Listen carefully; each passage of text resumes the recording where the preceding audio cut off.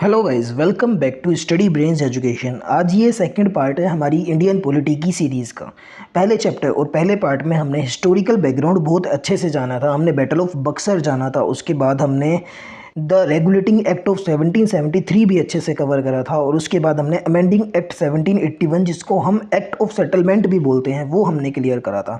Pitt's India act of 1784 भी हमारा clear हो गया था। और आज हम चलते हैं एक्ट ऑफ 1786।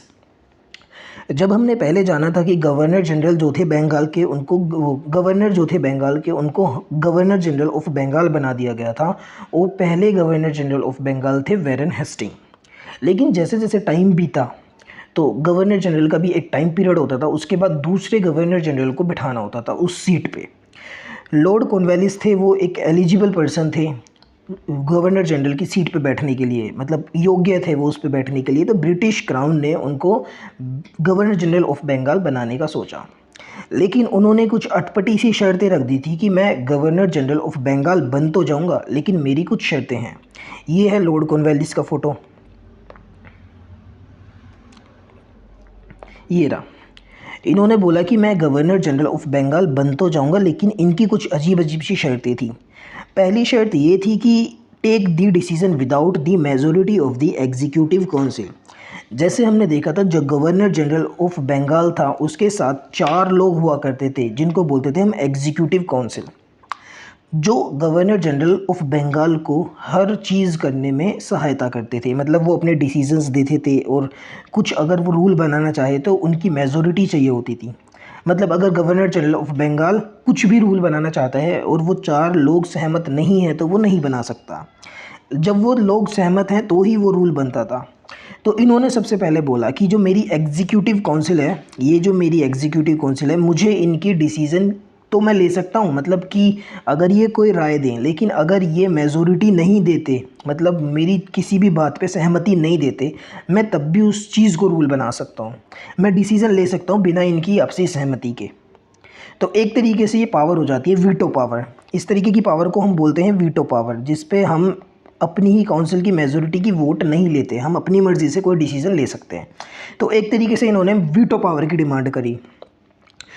दूसरी चीज़ फिर इन्होंने ये बोला कि जो कमांडर होता है वो मैं हूँ। जो इंडिया में इंडियन लोग जो थे, जो ब्रिटिश के अंडर में आर्मी का काम कर रहे थे, सैनिक बने हुए थे, जैसे हमारे मंगल पांडे थे पहले, और जो ब्रिटिश के लोग थे, जो इंग्लैंड से आए थे यहाँ पे काम करने और यहाँ पर सैनिक बन के रह रहे थे, इन्होंने बोला कि मैं उनका कमांडर हूँ, मतलब जितनी भी फोर्सेस हैं वो मेरे अंडर में होंगी, उनका कोई अलग से कमांडर नहीं होगा। अब इनकी ये अटपटी शर्तें थी, लेकिन ये ब्रिटिश क्राउन ने मान ली, और इनको लॉर्ड कॉर्नवालिस को बना दिया गया गवर्नर जनरल ऑफ बंगाल।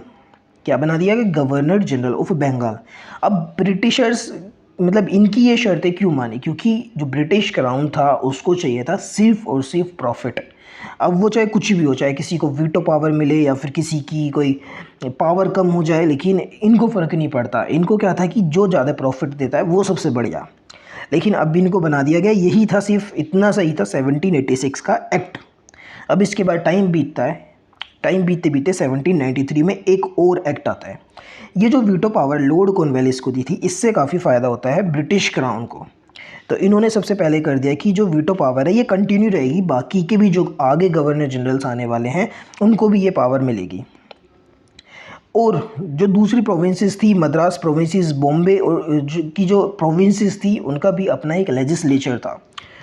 बेशक वो जो बंगाल प्रोविंस थी उससे पावर में कम थी, लेकिन उनका एक लेजिस्लेचर हुआ करता जिसमें वो अपने रूल्स बनाते थे और उनको फॉलो करते थे, उनको एडमिनिस्टर करते थे। लेकिन अब क्या हुआ, जो गवर्नर जनरल था बंगाल का, वो उनके रूल्स को, उनके पावर को ओवरराइड कर सकता था।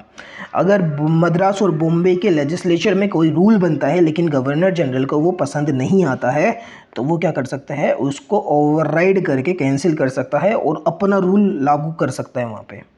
ये भी था एक्ट ऑफ 1793 का सेकंड ऑप्शन, सेकंड फीचर। अब जो थर्ड फीचर था इसका, ये था ट्रेड मोनोपोली जो थी कंपनी की, उसको 20 साल और बढ़ा दिया। मोनोपोली मतलब जो ईस्ट इंडिया कंपनी थी वही इंडिया में ट्रेड कर रही थी। इसको बोलते हैं मोनोपोली, मतलब उसके सिवा कोई दूसरी कंपनी नहीं आ सकती थी।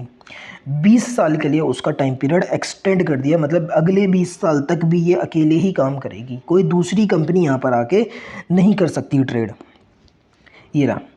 फिर चौथा पॉइंट ये बोला गया कि जो बोर्ड ऑफ कंट्रोल है, जो बोर्ड ऑफ कंट्रोल जो वहाँ पर बैठा है इंग्लैंड में, जो ये इसको रिपोर्ट करता है, जो गवर्नर जनरल है बोर्ड ऑफ कंट्रोल को रिपोर्ट करता है। जितनी भी चीज़ें इंडिया में होती हैं वो बोर्ड ऑफ कंट्रोल के पास जाएंगी, गवर्नर जनरल होगा वो वहाँ पर रिपोर्ट करेगा। बाकी जो प्रोविंसेस है, मद्रास, बॉम्बे, आगरा, जितनी भी हैं, यहाँ के गवर्नर जनरल ऑफ बंगाल को रिपोर्ट करेंगे और वो governor general of Bengal board of control में जाकर रिपोर्ट करेगा।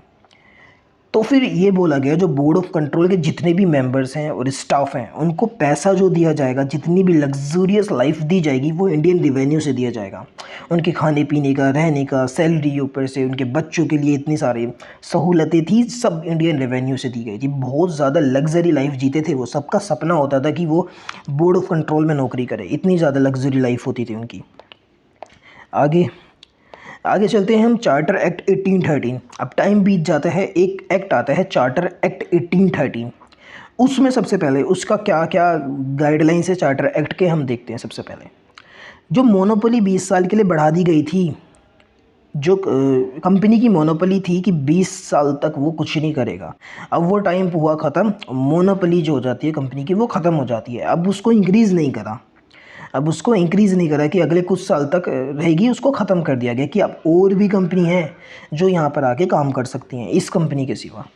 अब यहाँ पर ये बोला गया कि जो चाइना से ट्रेड हो रहा है, चाइना से, और जितना भी टी का व्यापार है, चाय का व्यापार है, उसमें कंपनी की मोनोपोली है। मतलब जो ईस्ट इंडिया कंपनी है, बेशक कितनी भी कंपनी आके यहाँ पे काम करें, लेकिन जो ईस्ट इंडिया कंपनी है वो चाइना से ट्रेड होगा, सिर्फ वही करेगी। और जो चाय वगैरह का ट्रेड है पूरी दुनिया में, चाय जो इधर उधर एक्सपोर्ट इंपोर्ट करते हैं, वो भी सिर्फ ईस्ट इंडिया कंपनी का काम होगा।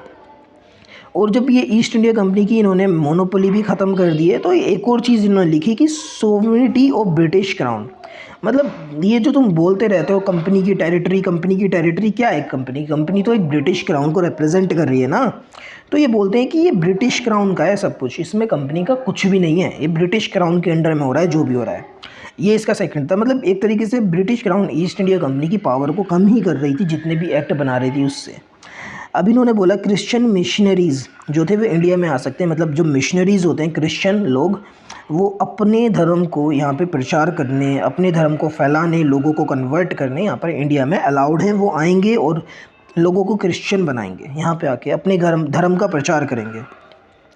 जो लोकल गवर्नमेंट्स होती थी, जो लोकल लेवल पे जो होती थी, गांव पंचायत वगैरह लेवल की जो गवर्नमेंट होती थी, उनको काफ़ी परेशानी होती थी ब्रिटिश ईस्ट इंडिया कंपनी से। जो फार्मर्स होते थे वो परेशान रहते थे, उनको लगता था कि हम ठग रहे हैं, हमारे ऊपर अजीब अजीब टैक्स लगा रहे हैं, हमारे पास कोई पावर नहीं है, नाम की लोकल गवर्नमेंट हमारे पास छोड़ रखी है, हमको कोई पावर नहीं दे रखी। तो ब्रिटिश ईस्ट इंडिया कंपनी ने बोला कि जो लोकल गवर्नमेंट है उनको टैक्स कलेक्ट करने की पावर है, और अगर कोई टैक्स नहीं देता है तो वो उसको पनिश भी कर सकता है। अगर कोई टैक्स नहीं दे रहा तो वो उसको पनिश भी कर सकता है। इतना था हमारा चार्टर एक्ट ऑफ 1813। इसके बाद चार्टर एक्ट ऑफ 1833 शुरू हो जाएगा, वो हम बाद में करेंगे। तो फिलहाल वीडियो में इतना ही। Thank you so much. अगर हमारी इस सीरीज़ की एक भी वीडियो मिस नहीं करना चाहते हो तो हमारे चैनल को सब्सक्राइब करो ताकि आप एक भी वीडियो मिस नहीं कर पाए। Thank you.